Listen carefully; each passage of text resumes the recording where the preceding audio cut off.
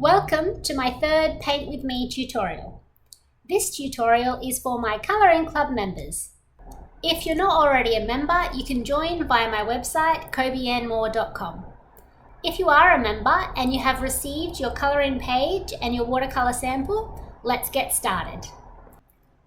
For this tutorial, we're going to be painting an orange butterfly and a blue background. But if you want to choose a different colour scheme, please do so. I would love to see how you choose to paint this little butterfly. What you will need for this tutorial is 2 paintbrushes, one medium round and one small round. The sizes that I have here are size 10 and size 00. For this tutorial, the smaller the paintbrush, the better, as there's a lot of fine details in the butterfly and in the flowers. Also, fair warning, it did take me 3.5 hours to paint this butterfly. So give yourself some time or spread this tutorial over a few days. And as always, we need 2 water dishes so that we don't contaminate the colours when washing the brush. Use 1 water dish for the blue and 1 for the orange. Step 1 is to paint the entire butterfly orange. And you might be thinking, Kobe, I saw the final product and the butterfly is not orange. That's because I like painting in layers. So I painted the entire butterfly in orange and then I overlay the areas that I want darker with blue, mixing the paint on the page. But if you want to mix your paint in a palette, you can absolutely do that, and it will be a little bit faster. To do this, use a palette and mix a lot of the blue pigment with a bit of the orange pigment until you get a very, very dark shade of paint. It'll be slightly green. Then you can just paint the darker area of the butterfly in one go instead of doing it in layers. But I prefer painting in layers, so let me show you how to do that. Using the medium size brush, we're just going to paint an orange wash over the center areas of the butterfly. Don't go into the areas where there's detailed circles because we do want to leave some of those spaces white. Once the center is completely covered, we're going to change to the smaller brush. And with the smaller brush, we're going to paint around the detailed areas of the butterfly. We want to make sure we're adding lots of orange pigment to this area so we get a very dark shade of orange. I left most of the smaller dots white and I painted the larger ones orange. But it's up to you to choose which dots you want to leave white and which ones you want to paint orange. This step may take a while as it's quite detailed.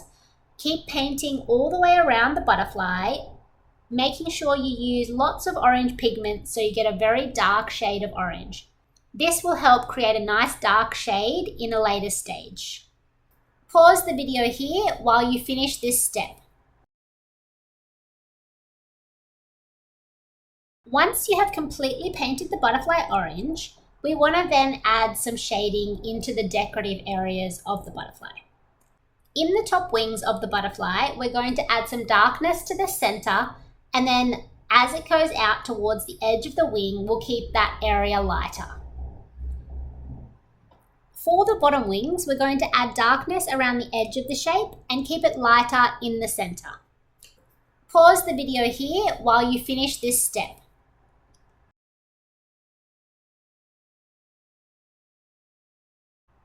For step 3, we're going to add a light blue wash to the entire background. For this step, we are back to using the medium round brush. If you have a larger mop brush, you could also use a mop brush for this stage, but I like to use the round brush so I can get in nice and close to the butterfly. So for this stage, because we are using quite a lot of water to make sure it's a light wash of paint, the paper may bow slightly. So remember just to let it dry and then you can carefully bend it back into shape after it's dried.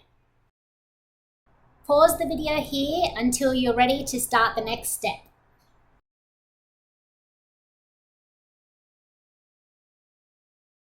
In the next step, we're going to use the blue paint to paint the darker areas of the butterfly. Because watercolor paints are transparent, by using the blue paint, it will mix with the orange paint underneath. So the end result will be an almost black color.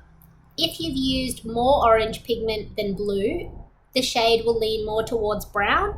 And if you've used more blue than orange, the shade will lean more towards a green color. Because I used quite a lot of orange pigment when I was doing the base color, and now I'm using quite a lot of the blue pigment, I'm getting a nice rich dark black. But you can see in the bottom of the butterfly, I didn't use as much orange pigment. So in this area, when I add the blue, I'm getting a lighter shade of black that has a blue-green tint. You can play around with this, try adding more blue to certain areas and more orange to others to add different shades throughout the darker areas of the butterfly. You can pause the video here while you finish this step.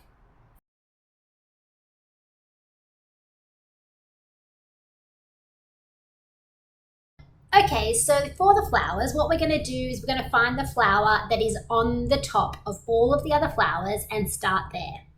So because we've already added a blue wash to the entire background, the lightest shade is already done.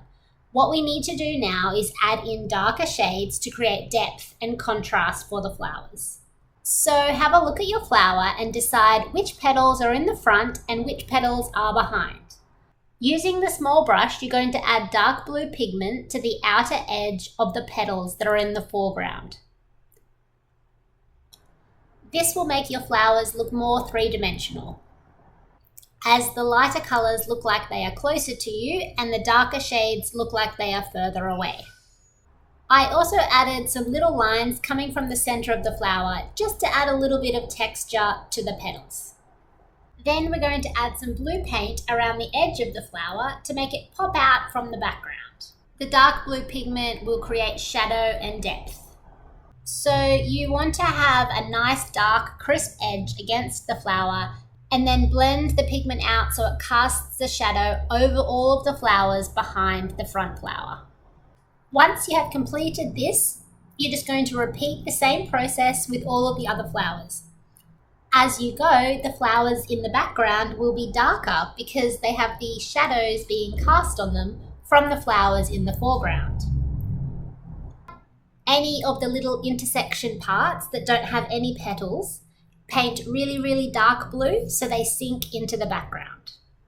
Pause the video here while you finish painting all of the flowers.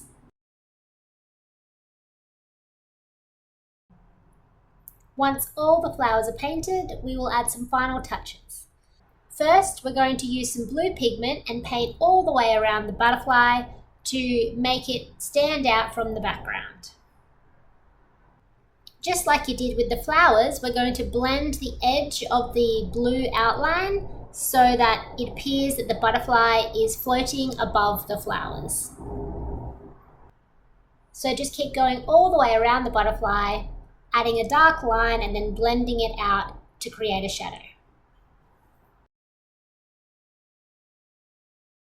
And then the final thing that I did was just to add a little bit more blue around the inside of the square to make the contrast between the flowers and the outside border more vivid.